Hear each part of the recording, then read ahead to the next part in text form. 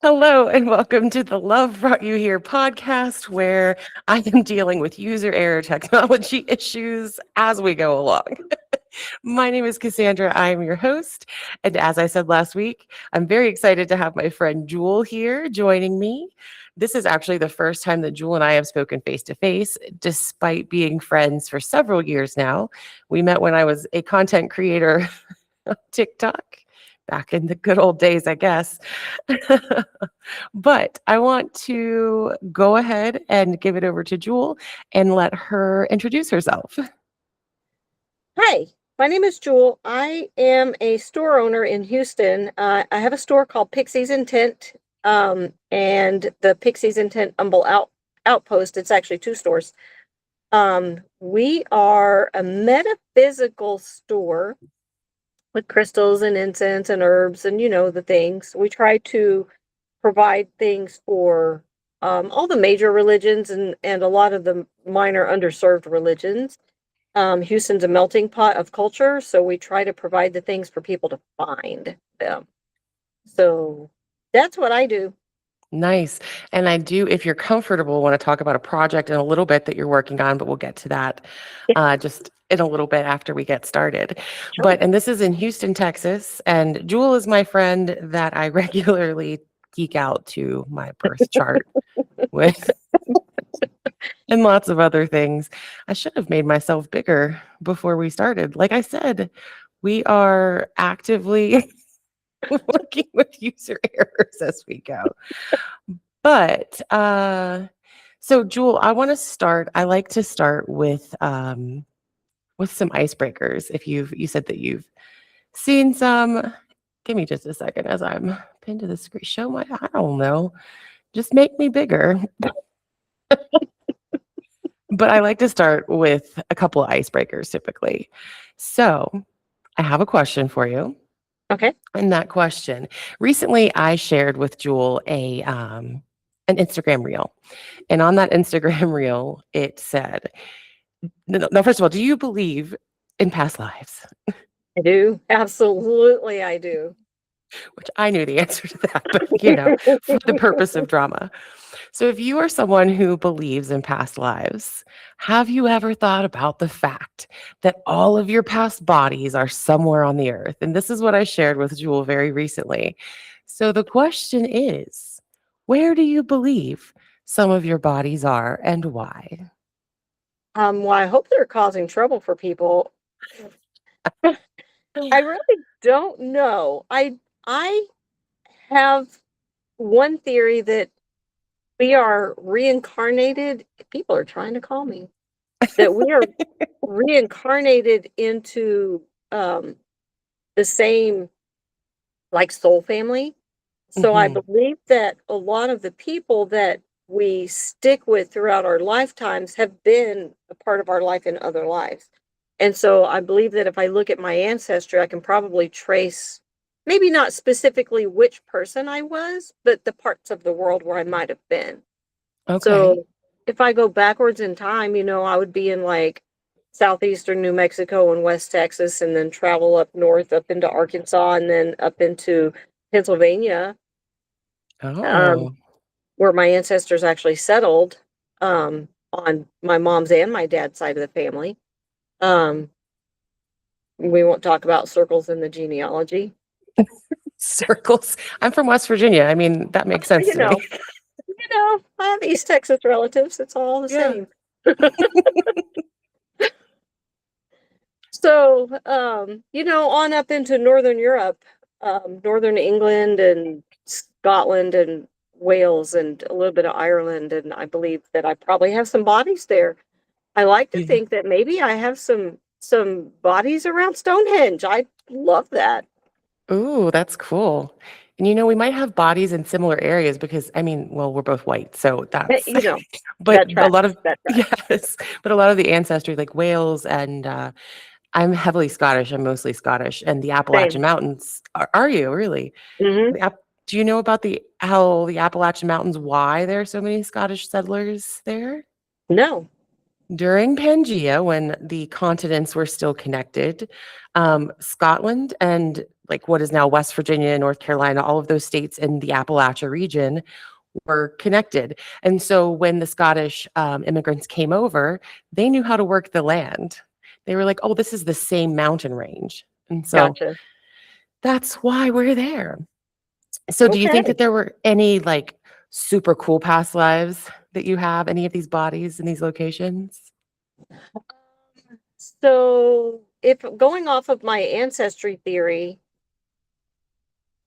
I have both sides of the coin on the settlers because I have one Native American line.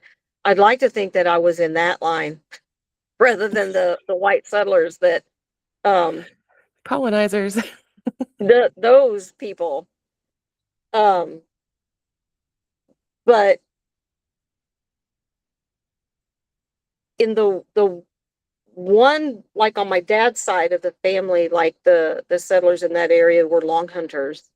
And so I think that it would have been cool not necessarily to have been one of them, but to go out on those hunts and just experience nature the way they did. Oh my gosh. Because truth be told, Daniel Boone is one of my ancestors, and I don't like that necessarily. Kind of Yeah, gross. that's cringy. But the experiences out in the wilderness for months on end would have been kind of cool. That Yeah. part. I think the most interesting thing about mine is there is like 1% European Jewish, and then there's a small percentage of Romanian. And I'm like, I mean, that feels like where the witchy vibes come from. Yeah, But that's about it. absolutely. Yeah. Everything else is just super English European, and that's okay. You know, sometimes you have to work things out through the bloodline, I guess. Yeah, yeah, for real. So, Ancestor healing is a thing, in my opinion. absolutely. Absolutely. I talked to Jewel a lot about how I'm mad at my ancestors because I'm like, y'all left me with a load of crap and then you just all died. Right? They just dumped it on you. What the hell? We're Yeah, allowed to that's cuss okay. on here? What's that? Are we allowed to cuss on here? Yeah, Okay, cool. Because I don't care. it falls out of my mouth sometimes. I always say Duh, I don't good. trust a person who doesn't cuss. Fuck yeah. Good. So the next thing I want to do is, of course, I always have a section about snacks and tracks on here, and so I ask you to bring a snack today. And what have you brought? I eat low carb, so I snack on Dr. Atkins. This is a chocolate peanut butter pretzel bar. I don't like the fruity ones. They just taste fake. These are pretty decent. Yeah, some of the low carb stuff like have a lot of sugar alcohol. I had a run in with some sugar alcohols very recently. So, protein That's not bar pleasant. that I was eating. So yeah, this can be bad. And sometimes they do have a really strange taste. So Yeah, sometimes I do like the I don't like the fruity ones. Plus, you know what? I don't have a huge sweet tooth most of the time, and the fruity ones seem like it's just sugar for no reason. I get that. Yeah. So I brought I brought a whole container. Let's see. There we go. Tillamook, I don't know if it's backwards on this program or not because I've never used it, but Tillamook, just beef sticks basically. And mine is I love actually zero those. sugar. Yeah. I love those. I love Tillamook. Do you know where it's from? Yeah. I don't. Oh, it's from, so the first time I had Tillamook was probably 2014. It's a like an Oregon company. And actually, Okay. when I was out in Oregon over the winter of 2023 to 2024, they have the best ice cream ever. And they actually ship it now. They used to not ship it anywhere because that was part of like their quality. But you got to survive in Yeah. capitalism. Yeah. Yeah. But Facts. I love it. And they just have their dairy products, their cheeses, My husband likes amazing. their cheeses because he'll go Yes. to Sam's or Costco and get like the big the big thing of the cheeses. Yeah, they have like blocks and things. Hmm. It is so good. And One day I hope that maybe I can go back out to the Pacific Northwest, but for now I got to stay in Denver and rebuild here. Unfortunately, it's weird here, You but that's know, okay. One you day. know, the universe has plans, and it'll make sure you follow them. I think so too. I think so too. So in a couple of years, maybe I'll head out that way. But for now, here we are. Yeah. Yeah. So I have one more question that's somewhat of an icebreaker, but also a segue. Okay. Uh, so if you could morph into any animal, and I guess insect too, any whatsoever, what would it be and where would you go? Oh, I'd be a cat What kind of cat? because, uh, I hadn't thought about what kind of cat. Um, I had a cat that made me think I was probably a cat in a past life one time. Um, he was he was like a tuxedo cat, but not black. He was like gray striped on the dark part, and then wearing a tuxedo that wasn't black because he wasn't fancy. So I think I would probably be like that, or maybe a calico. I'd be a little Ooh, fancy. calicos have Um, attitudes. I love it. yeah, yeah, she was definitely a. I'm gonna sit close to you by sitting on the other end of the couch, and please don't touch me. This is how we cuddle. Look, don't touch. Yes, yes. And then when she would scoot next to you, it would be like if you touch her, she would go back to the other end of the couch. I love cats. They're such little psychopaths, but Absolutely. I could and get away with being a psychopath and nobody would care. They would just think, oh, she's a cat. right, you could do anything, like anything you wanted, and get away with it. Mhm. And where would you go Absolutely. as a cat? I would probably just find somebody who just wants to rub my belly and give me treats all the time, So and then leave me anywhere, alone whenever I scratch them. so wherever they are. Wherever they are, that's where I'd be. House cat sounds nice. Like, yeah, I mean, and if you ended up going to the right time period, you could be worshipped too. I mean, I worship cats now, if I'm being honest. You know what? Maybe I could be one of the cats in the Colosseum in Rome. Ooh, I've been there. I have not. I've not been there, and I want to see it so bad. It was one of the coolest places. I went to France and I went to Italy in 1999. I remember Mm. it was 1999 because it was the countdown, you'll remember this, to Y2K. And so Mhm. on the side of the Eiffel Tower was a countdown, like literally a countdown from 19. I think I went around June, around this time of year actually. Okay. And it's almost the same weather as here or where I was in West Virginia, I guess. We're in different places now. But there was a countdown on the Eiffel Tower. And so I hated France, at least Paris. Oh, Southern France was really cool, like Monaco, all those places. oh, But okay. Italy was phenomenal. And standing in the Colosseum was kind of almost a spiritual experience, like knowing the things that had happened. And Yeah.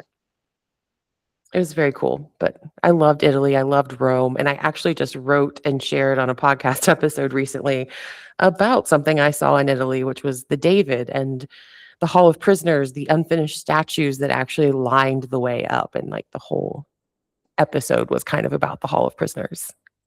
That would be But so cool. Yeah. That would be so cool.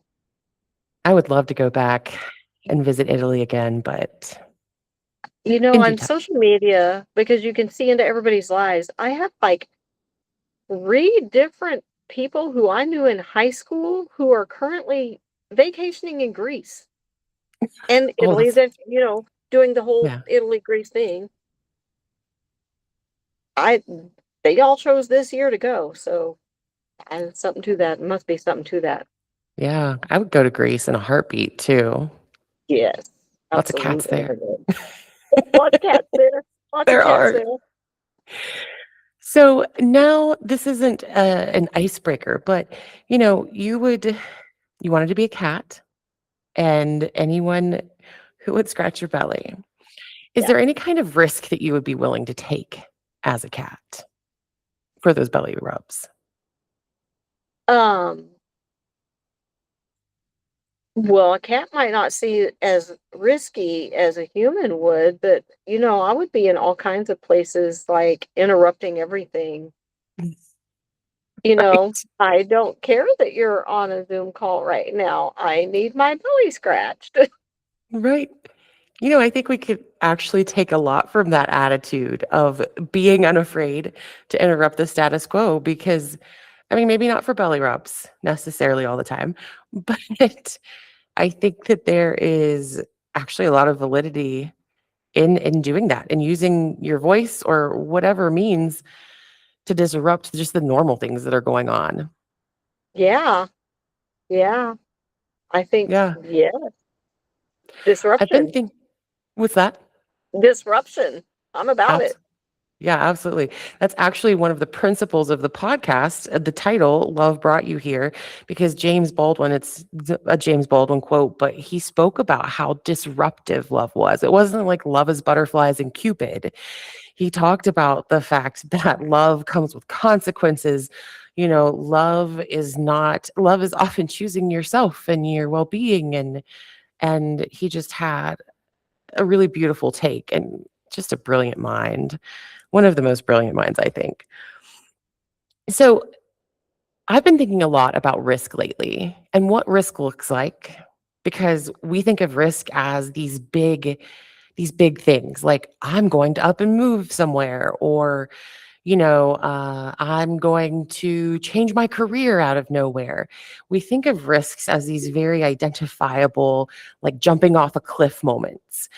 Yeah. But I think that risk exists on a kind of a spectrum. Risk can be, you know what, I'm going to let go of this illusion of this relationship that I've held on to for a long time. Risk can be very nuanced and very quiet. And also, I think it exists on a spectrum because there are risks that can be healthy with good outcomes. And then there can also be the more careless risks or the risks that we have to take out of survival. And so I want to know, what is one of the most unhinged risks that you've ever taken in your life that you feel comfortable sharing? So I'm an Aries and we just live on the edge. So, um, some people would say, because I opened a business and everybody's like, oh, no, you need to have a job. You need to work for people. And to some people, that's just safety, saying, where it's safe and whatever. So I just took a risk and opened a store, you know? And this But is your I always wanted to, metaphysical. yeah, I always wanted to be a business owner ever since I was a little kid. So why not do it? If it doesn't work, you go back to work. Do you think that there was a part of you that knew that you were kind of destined to open this store? You said you wanted to do it as a kid.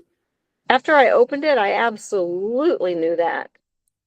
When I was a kid, I totally manifested this when I was a kid because my friends and I would get together and we'd pick like little wildflowers out in the alleyways and pick up little pieces of tree bark. We were in New Mexico, all kinds of stuff on the ground. We would pick up and glue them together and we would be like, I'm going to give this to my mom.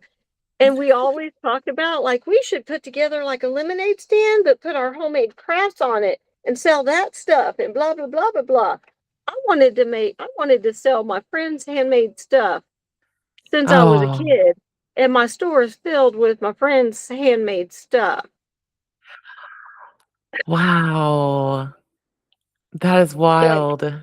literally at least 75% of the inventory in both stores is handmade crafts on consignment. What? So we have over 200 people who are artists and crafters selling their stuff in the shops on consignment. I swear, and I said this in an episode previously, I don't remember which one. You know the fucking assignment when you show up as a kid. Like you know what you Yes, want. And yes. we condition children to we silence those wants. I had, well, I don't have them anymore because everything blew up in my car, but I had like worksheets and little books that I'd written and things that I was telling teachers or writing notes to my mom about wanting to be a writer over and over and over again. And specifically a children's book author, we'll see. But, just that premise of wanting to be a writer. And while I'm not necessarily, I mean, I'm a 43-year-old like career changer, like still figuring things out, but I think I have a very clear direction at this point. That's communication, and writing is a huge part of that, and sharing ideas. It doesn't necessarily look like I thought it did, but I knew at like 5 years old. And I think it's really unfortunate that we silence children, whether you believe in past lives or destiny and the stars led you. I think that kids do know in their essence what they want to do.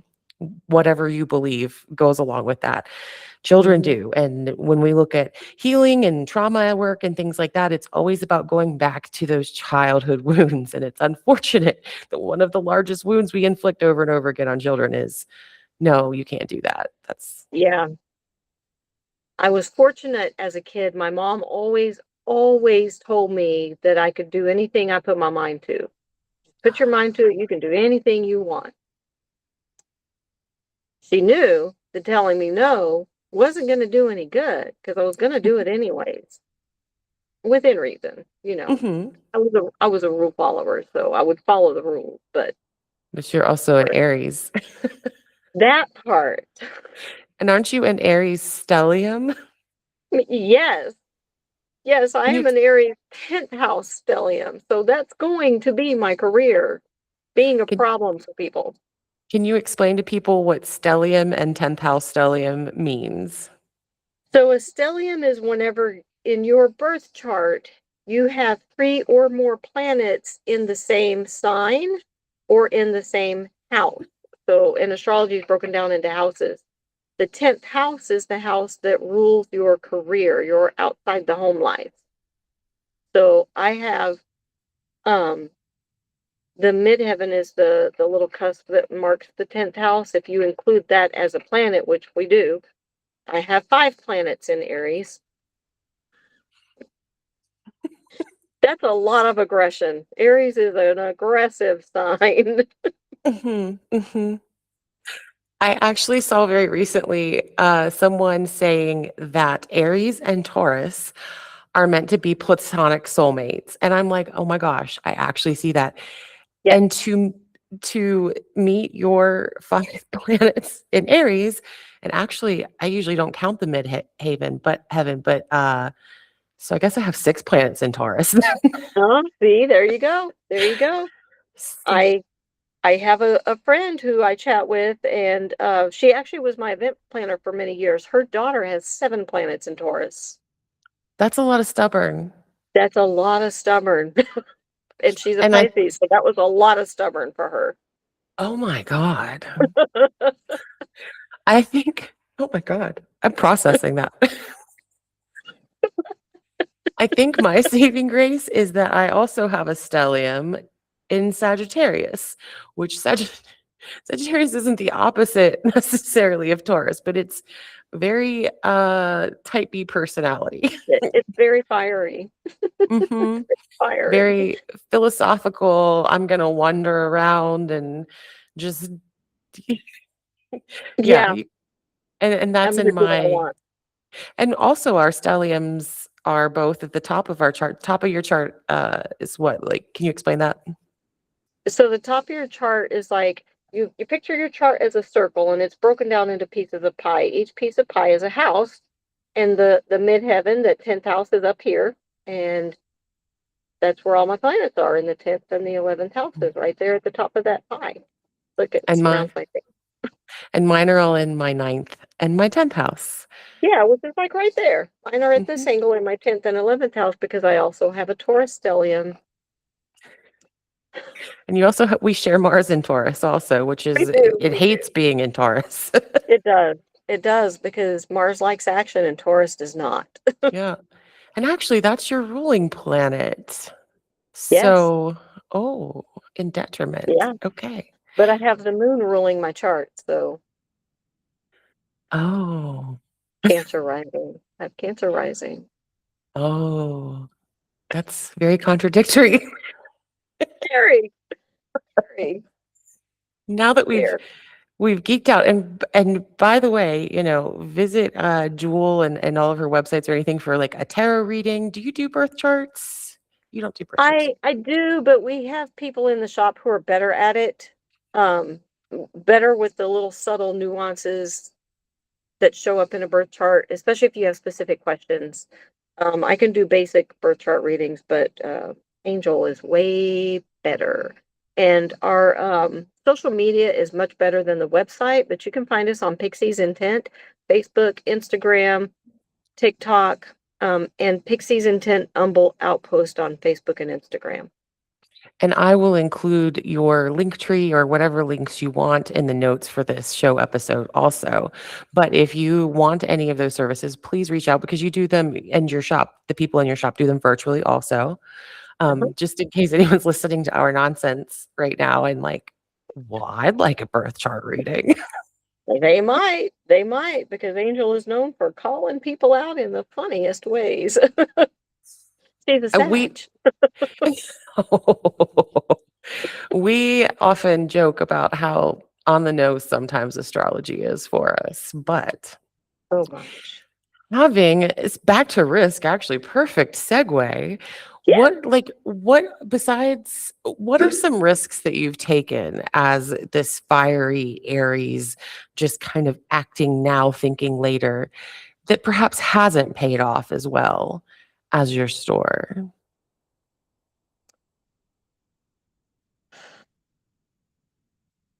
So when I was a teenager, my bestie and I, also an Aries, were a week apart. Um, but I used to hang out with my sister a whole lot. She's 8 years older than me. So she and my brother-in-law, we would go to this place outside of my hometown, and there's a waterfall, and it's like a little park. So a park ranger would be there during the day, but then when the sun goes down, the park ranger goes home. Mm, So they had brought a keg of beer. There's one like enclosed shelter, and it's made out of New Mexico. It looks very southwestern. mhm. Um, you can climb up the sides because it's all rock. Um, we were hanging out there all day. We'd had like cheese sandwiches because we were busy climbing the rock face and hanging out. And my sister was hanging back because she had little kids at that time. And there were some other family members there as well. When the park ranger left, they already had a keg sitting on ice in a big garbage can. It was the 80s. Yes. When the park ranger got left, my friend and I were like, started pouring ourselves a cup of beer. As one does. As one does. That is when I quit drinking beer. I can't imagine why. Pretty sure she also does not drink beer to this day either. 1984, that's when that happened. Oh my God. That was the year after I was born. So that was a risk, finding out what hot beer, because the ice melted. I mean, it was the middle of summer in the desert. The ice melted. It was warm by the time we drank it. And I'd like to reiterate the cheese sandwich part. You know, hot beer on nothing but a cheese sandwich In the desert. in the desert. Hmm. There was no horse with no name, but we were in the desert. Close enough. I bet you wish there had been a horse with no name to pull you out of there after all I of that. do. I do, because riding in the back of my brother-in-law's truck down the mountain, Not the best idea. no, There it have was been not. moments like that where I've gone, oh, this was not your best idea, but it might be your last one. So, a time that I took risk that was not worth it, but okay, let me preface with this. I say not worth it, but in actuality, everything leads to wisdom or a lesson if you put the correct perspective on it. No beer and cheese sandwiches in the summer Yeah, or in the winter or the or sun ever. ever. Right. So my story about this is probably my most unhinged risk, the least reward immediately at least, was my decision to come to Colorado. And That's because I was struggling, ended up accidentally, long story short, ended up accidentally joining a cult out on the western slope of Colorado. They don't onboard you. So it's not like I was like, I'm going to go join a cult. Like, that's not how any of that works. And anyone out there who's listening who says, I would never, you'd be the first one. If you think you're immune, you'd be the first one. I was also born into a religious cult, so I was good and primed for all of this. Yeah, it's okay. But that was my most unhinged, least reward. It got me to where I am today. It's, gotten me to the point that I'm finally continuing my education for policy administration. I'm going to get a master's in policy administration, which is fantastic because that's the whole reason I ended up out here in Colorado was because systems were failing and not usable. But the thing that happened and part of the reason that I started this podcast was creativity. Like when I encourage people to use their creativity, it's more than just like make some art. There's actually psychological implications behind this because when you use your creativity, you are exercising parts of your mind that in a situation like, uh-oh, I'm being held hostage by this cult, your mind is used to finding workarounds through the creative process. And it literally can save your life. Like your creativity can literally save your life. Now, I hope no one ever ends up in a situation where they're like held hostage by a cult because that kind of sucked. But I remember, so I'm going to give a very Taurus example. They were trying to starve me out. One of the parts of cult psychology or really any sort of abusive relationship, one-on-one, systemic, institutional, is that they want to control your resources. And so they were trying to make it so that I could not eat. However, I was raised by a poor West Virginia Hatfield woman, and give me 79 cents and a bag of dry beans and I can make a gourmet meal for you. And I was doing that. I even remember them coming over at some point before I realized fully what was happening. And they kept making comments like, "You're soaking beans? What is that?" Like, how did you make this rice pudding? Like, you don't even have a stove. What's happening? And so has there been a time when you've made either a good decision or a bad decision, but the implications and the results of your decision have been as such that you've had to use some sort of creativity to work through it? Always, always. So, like, I do that with my business all the time because money be tight, yo. Right. So, yeah, so like even like I've been looking for different ways to market things so that we can hit a different market. And I woke up yesterday morning with that on my mind. Um, Mm, I was talking to one of the staff members here and saying, I feel like there's something I could be doing with marketing that I'm just missing, and I don't know what it is. I feel like there's something that I'm just missing. And when I woke up, I've been seeing all these ads for like the bridal extravaganza and the bridal expo and wedding this and wedding that out of the blue. I haven't seen ads like that since I was a wedding photographer in the early 2000s. And I'm like, am I supposed to get a booth at one of these things? And I know good and well I'm not going to because that booth for the bridal extravaganza was over $1,000 in the early 2000s, and I'm not paying that for a booth, for a vendor booth, mm, when I would have to start fresh on my inventory because what I have isn't that market anyways. But mhm. I recently, I've started doing vendor markets lately, and I've got one that I'm doing where I can't do any of the witchy stuff. Right. Can't do readings, I can't take the blatantly witchy products, but I started doing some wire, I do wire wrapping. So, like, my necklace. I didn't make this one, but that kind of stuff. Mhm. Um, and so a friend of mine sent me some really cute ideas. So, like these little tea bag weights, you hang it on your tea bag to make it not fall in your cup. Oh, yeah. And so I made these little Oh, very thing, and cute. it's got a little heart. You can't see it. There it is. It's got a Yes. little heart to hook it onto your tea bag. And then they're all different. I made some with spirals. Oh, I love that. The Fibonacci sequence. Right? And with the seashell, I thought that was kind of perfect. So, anyways, I made a whole bunch of different ones, and they're all cute and they're super fun to make. And man, it's a good stress reliever to do that. Yeah. To Are just you sit and thinking focus on the craft. so what are you thinking? Do you think that there's more of a connection to the bridal? Because a couple of things came to my mind. Uh-huh. Well, that I had started working on that project the same day I thought that I needed to come up with something better for marketing.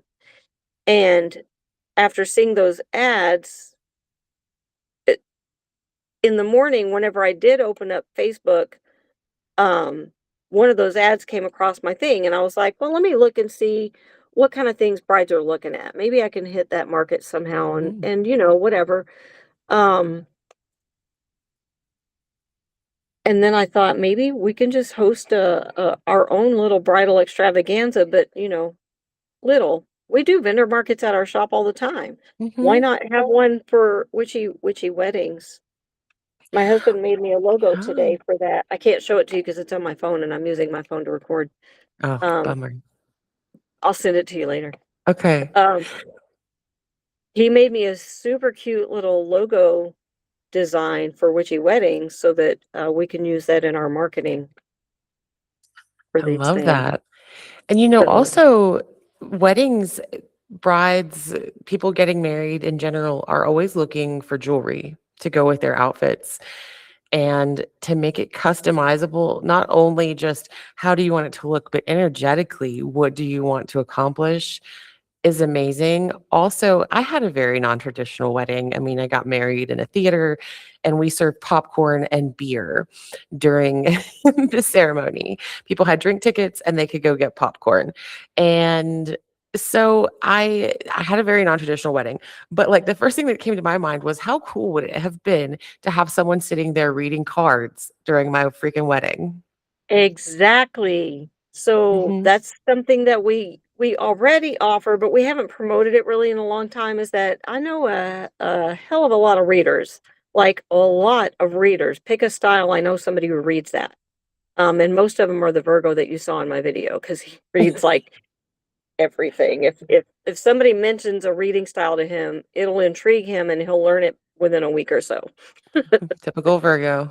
Typical Virgo. And he'll be really good at it too. But yeah, no. And when I brought this up to my staff, we have like a group chat um in Messenger. Somebody said, "Oh my gosh, yeah, my friend went to this wedding and had readers at her wedding, and it was so cool because during the reception you could just go get a reading." And that's exactly what I want to do. That would be so cool, and I hadn't even thought about the fact that there are people who would want a witchy wedding. Like, I had not even considered that, and you said it, and I'm like, "Oh, yeah, I mean, that would be" oh, excuse me, "that would be me at this point if I ever decided to do that again." Yeah. And even like the courtyard where we do our markets for the shop. Sorry, somebody walked by. I forgot to close my office door. Um, it's so cute. Like the courtyard looks like a castle. It's like I always tell people it's very Camelot-esque. So Oh, I shot like a little video of it and then added some like filters to the video. And then I'm like, wouldn't this be adorable as a place for a small witchy wedding? But oh it my would be great gosh. for like a Renaissance theme wedding. It would be great for like a witchy wedding, a fairy style wedding, or just a small non-traditional wedding that's not like got a theme to it. Mhm. It would just be a Maybe super cute place. maybe you could tap back into some of your photography. Maybe not doing the wedding photography if you're not comfortable and don't have the equipment, but you could do, like, a witchy photo booth where you I wouldn't totally need could. anything. Mhm. Just Totally could. just a That's a thought. great idea. Thank you. Thank you. I've been pushing her to get back into I'm also a photographer, and, so I've been pushing her, "Please get back into it." And, it's my mom used to say, "Do what you have, do what you have," and I've had to say that to myself, and that's how I ended up doing my photo series on my iPhone 12 mini while I was homeless. That's actually how I ended up doing my first podcast that got studied as part of a master's program because I was recording out of my car. Like sometimes you just have to do what you have and it's not perfect. But and I think we tell ourselves all the time, like, well, when I get this or when I get that, when I have the perfect equipment, that you're going to do something. But like most of the time I wouldn't. Like I wouldn't. Yeah. No, I mean, do Right. what you have. Exactly. Like, much like you're always soaking beans or whatever, I can totally go into an empty fridge and come out with a casserole. Exactly. It's when you grow up that way, it's pretty easy. Yeah. I think that scarcity, having experience or struggle, maybe struggle, scarcity, while it's obviously not preferred, it teaches us creativity. It forces creativity upon us. And that's, I think, part of the yin and the yang of there will always be struggle and light cannot exist without darkness because what would be the Right. purpose? Yeah. What would be the purpose? What would be the purpose? I mean, when I grew up, we always had a garden. Like when I was a kid, my mom loved to garden. And when she left my dad and blah blah blah, time went on and she remarried, we really didn't have money. We moved to where his family was in southern Alabama, and we had a garden and we could hunt. And if we didn't kill it or grow it, we didn't have much of it. So she Hmm. was always making biscuits. That was our bread. It was a luxury to have white bread in the house. Whole wheat bread was out of the question because that was expensive. Yeah. We always had farm fresh eggs. Um, we always had fresh meat on the table. We never knew what animal it was going to come from next, but it was fresh meat. Yeah. If we got a deer, we were lucky because that meat was good. There's a quote that says something along the lines of move how you can, and then you'll be able to move how you want. Yes. Like basically do what you have. And then Hmm. later, I know that I've experienced that with like, and I think I'm going to make content about this, about skincare products. Like I was so poor for so long, like probably lived off of less than $100 in a year and could not afford lotion. And I'm a Taurus. I love sensory stuff. I love things that smell good. I did have SNAP or EBT, so food stamps. And so I figured out, well, actually I didn't even have to figure it out because it's kind of in my ancestry and in my blood and my DNA, how to make skincare products from things that I could buy from the store. I also was experiencing alopecia at the time. I figured out a way to make a treatment that worked like insanely well for my hair to make those bald spots grow back. And it was only using things that I could buy at the grocery store with my freaking food stamps. And I think I that that's mean, really cool. if you look at the ingredients on some of the all natural products, it's all edible. Only things Absolutely. in them, it would be the preservatives that they use in some of them. That would be the only thing, but who needs preservatives? You could throw some honey in it. Honey will be a preservative. Right. It's just Sometimes it's essential just oils sticky. help. It's a little sticky. Yes. Honey makes a Yes. great ingredient in a face mask too. Oh my Mhm. gosh. Glowing Mhm. skin. Yes, Love and it. it I smells love great. the It earth. smells great. It does. It does. I made my best mask that I made. And if anyone would like the ingredients, let me know. It had like coconut oil and avocado oil and cocoa powder in it and honey. It was incredible. Like my skin was glowing every time I used that. Oh, yeah. It That was sounds great. amazing. Yes. So, when you've used your creativity and well, actually, I want to talk about your project that you're working on right now Okay. because you do have the store, but what else are you working on? So, back in October, and the idea came long before this, back in October, the government cut food stamps. Um, People need food. Where my shop is located, the main shop especially, there are a lot of people who were relying on that food stamps just to eat because their money was going towards the bills and the things that life requires that isn't food. The food stamps really weren't even enough to feed them and their families, but then they lost them.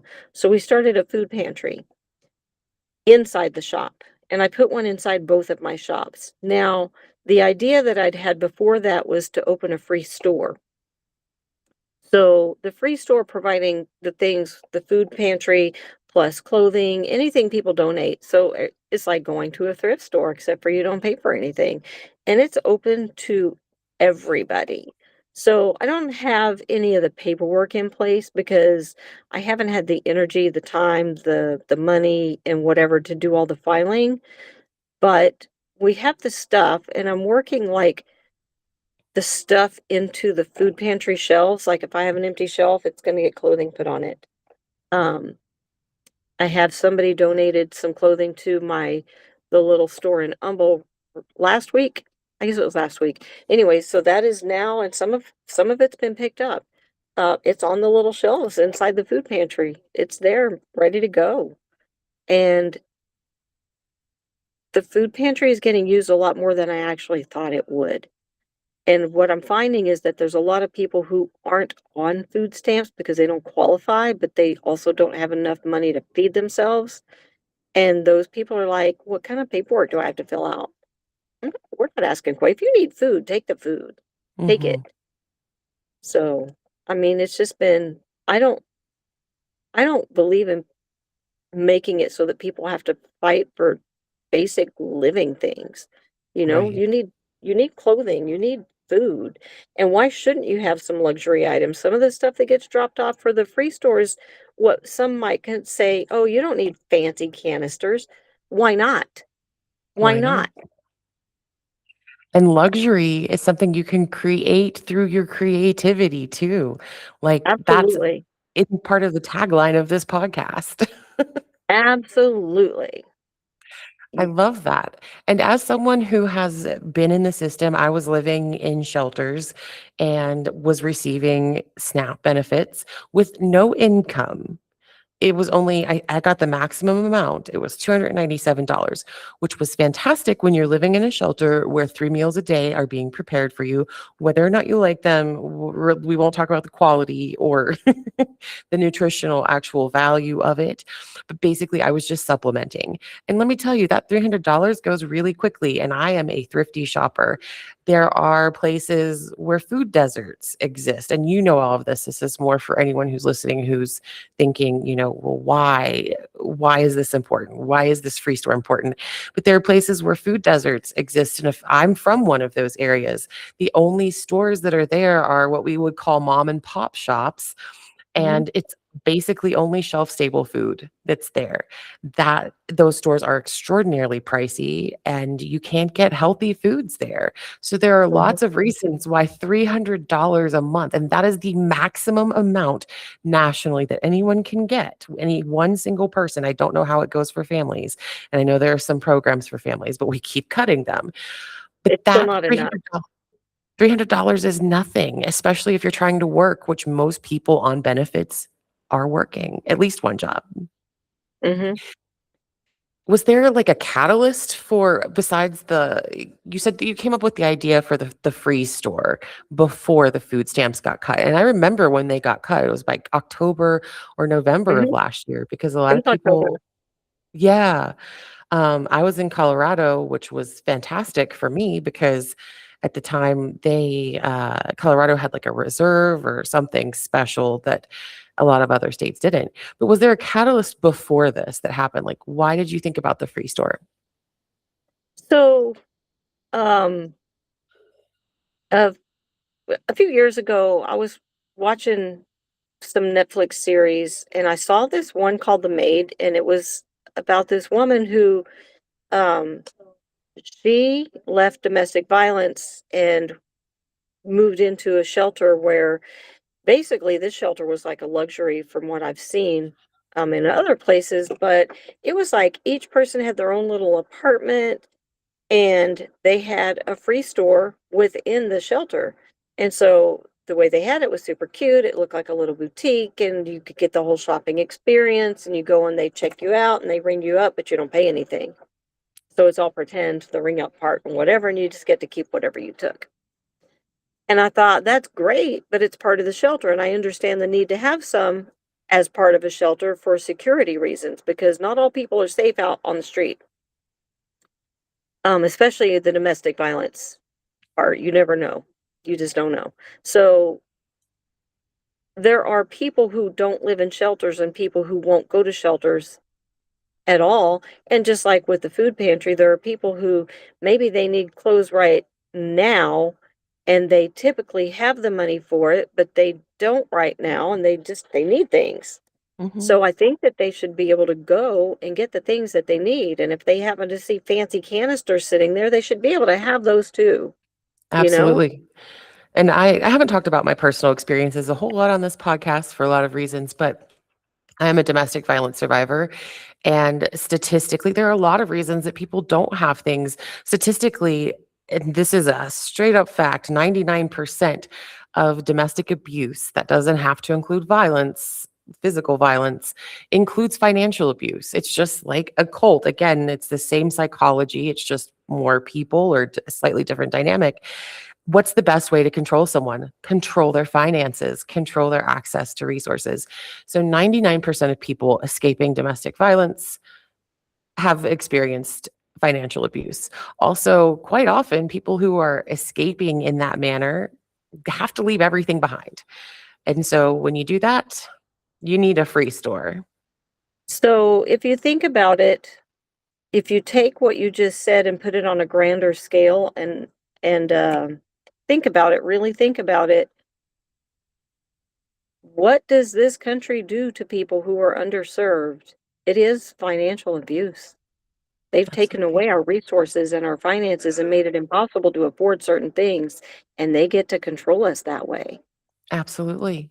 Sorry for that political rant. No, Rant over. my last podcast was dedicated to deconstructing all sorts of stuff like that. And I love hearing other people say the same thing. They control us through resources, finances, our food sources, even. Absolutely.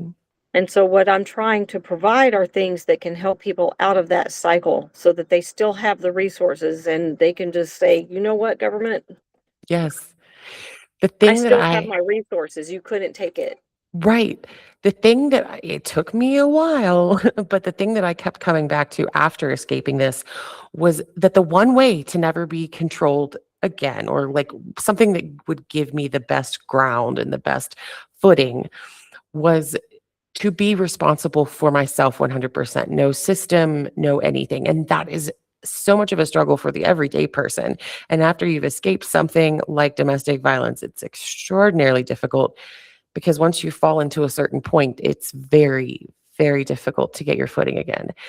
But we need to learn to be secure in ourselves, and quite often that comes at the cost of taking a big risk, like leaving a situation. And the payout is definitely not immediate in that. Like you think, oh my gosh, I'm going to have a sense of freedom. Okay, sure. But there's a lot of healing physically, emotionally, and your external environment does reflect your internal also. So it's lots of steps, and there aren't enough resources like you're trying to create and trying to do. Have you thought more about creating an Amazon wish list for this project? I have. You mentioned to me how another person is using that, and I had not thought about it until then. So I just haven't had like 5 minutes with my thoughts alone to sit and do that yet. But that is definitely something that I will probably be doing. Um, it seems to be a really good way to tap into those resources for people. Yeah. And I will include that, or you can include it on your, if you do a link tree or whatever. This won't be released until Monday, so you'll have time. Okay. If you want to include that in anything, and Linktree just automatically updates everything. So if anyone is interested in donating to that cause, absolutely reach out and do that, or email her.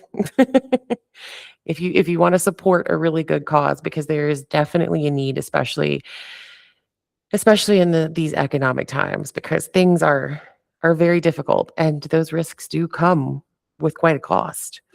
They really do. Hmm. And I think that an important question about risk, and one of the most important factors about it, especially as We learn our creativity to kind of work through these things as we learn to kind of, I guess, hone in our creativity and use it appropriately. Is who do we become on the other side of risk? Mhm. Mhm. Who do we want to become and who do we actually become? Yeah. So I know I took a risk in moving to Houston. I had left my first husband. We'd been separated for some time. And leaving him had been a long time coming. Um, so I left him. And then a few months later, I met somebody else. I'd not divorced my ex because he threatened me that if I divorced him before he was ready, he'd make my life miserable and this and that. And it's like, it's a piece of paper. I don't care. So, anyway, so I met my current husband and moved to Houston with him. Like we were together for some months and I knew it was long term. And he said, well, let's go to Houston. He's from here. He said, let's go to Houston because this little rinky dink town isn't going to provide a future. It's fun. It wasn't fun. She did not have a good time, folks. Did not have a good time in that town. So, um, so we moved here and it's filled with opportunities. He told me it would be. And who did I become? More independent. I learned who I was. I would never have figured that out in that little town. I would never have figured that out. That little town is full of my relatives. You know, I could always just fall back on, hey, mom, I need some money, you know? Hmm. So I came here and it's like, this is different. It was different. It was vastly different. We moved straight smack into the middle of the gay community. I'm from a little red town in New Mexico. It was fantastic. I could walk everywhere I needed to go, or I could get on the metro, which wasn't great, but you know, I get longer distances. Yeah. So I learned to be independent and not just, you know, rely on mom for this and for that. And can I use your washer and whatever? Figured it out. I started a business, although it took 20 years. I started a business. And that's amazing. I think that's why risk is scary because the outcome is independence.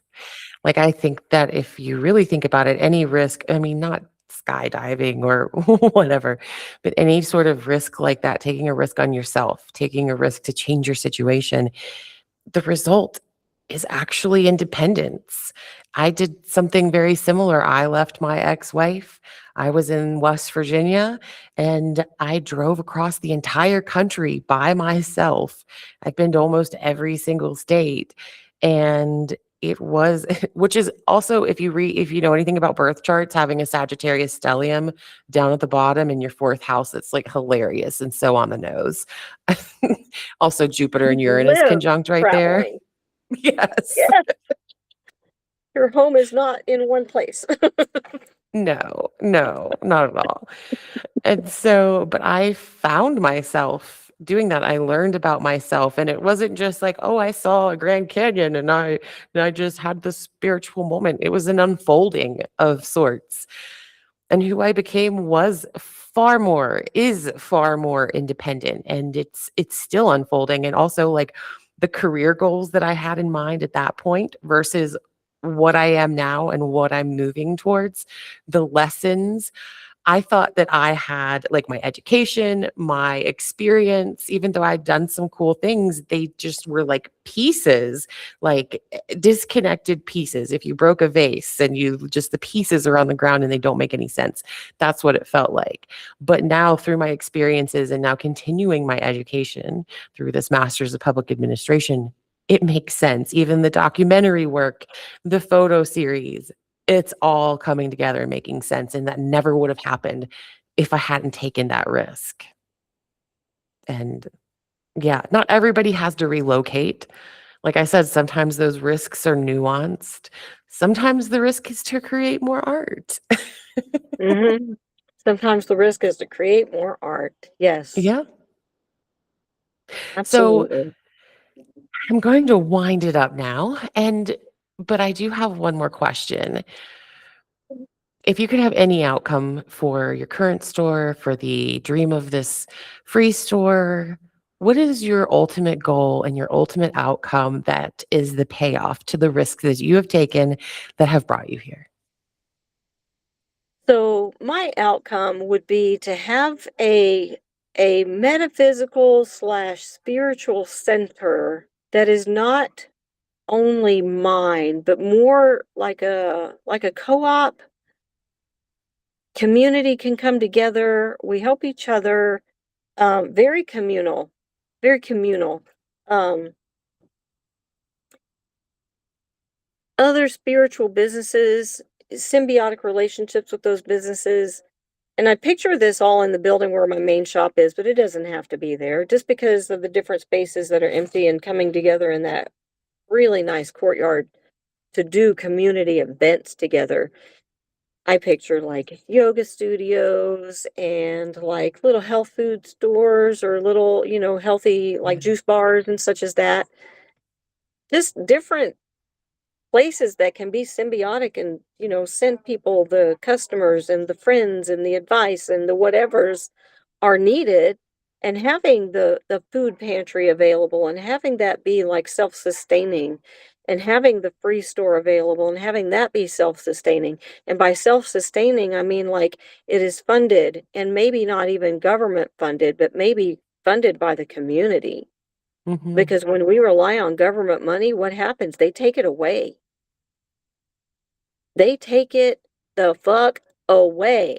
But if Hmm. you get community members, more than one individual putting the funding into it, then if one person pulls out, there's still all these other people that are putting in their efforts, their time, their money, their whatever they've got to give. And we're not That relying whole on the government.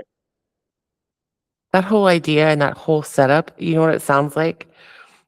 We have a transit coming up of Chiron and Taurus.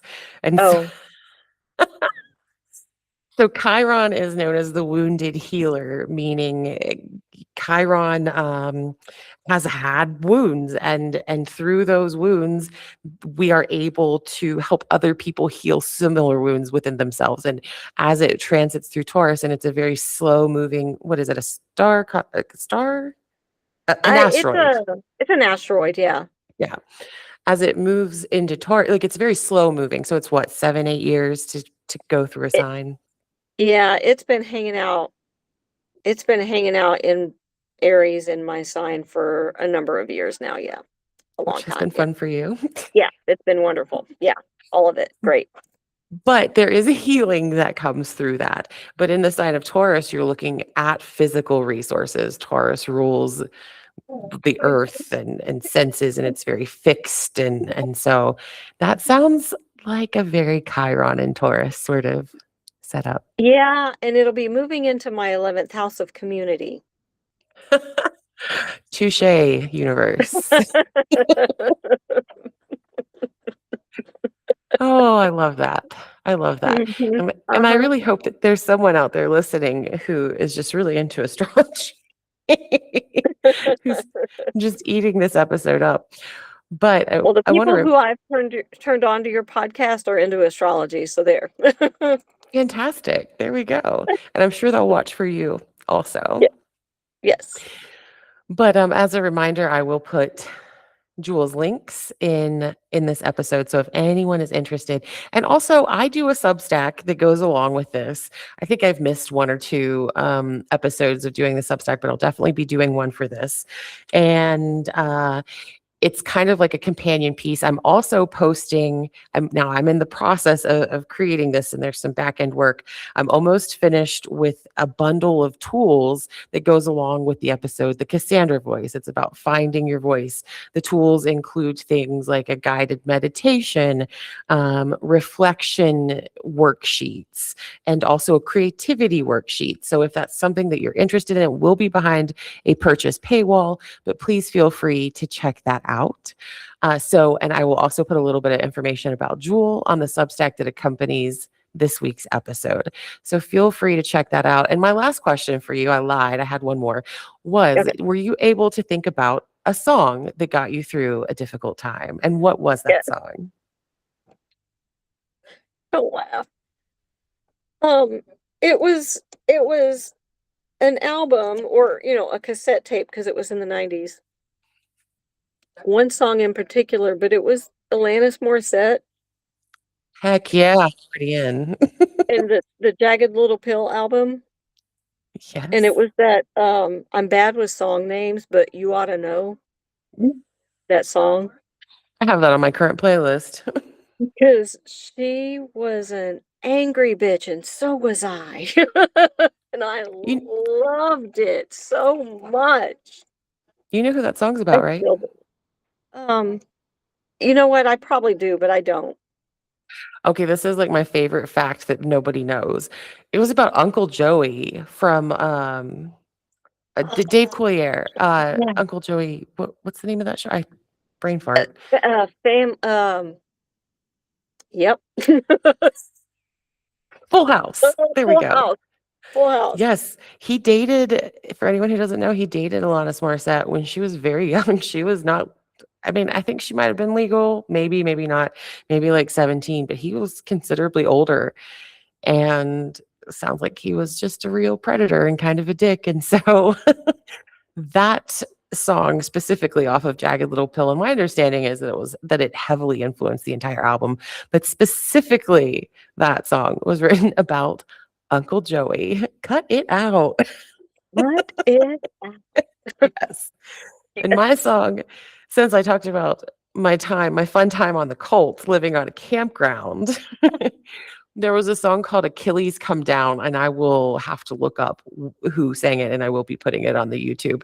But it's written in a dance meter. I almost have a bachelor's degree in music. It's written in a dance meter, so there's a lot of movement to it. And I had this project in my mind while I was living in a yurt, and it was like this anti-capitalist idea of this like audio-visual experience, an immersive experience in a yurt, because a yurt is circular.